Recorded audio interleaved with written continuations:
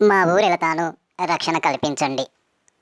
మా ఊరెళతాను రక్షణ కల్పించండి. రఘురామరాజు అంటూ ఉన్నాడు.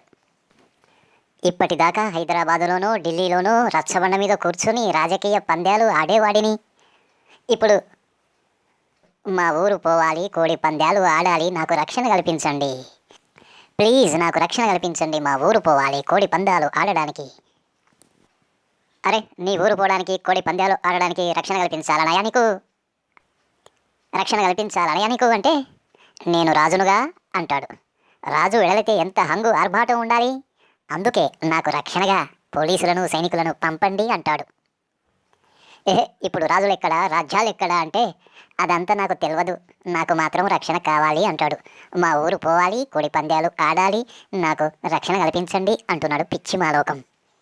ఇంకా రాజునే అనుకుంటూ ఉంటాడు ఈ పిచ్చి మాలోకం.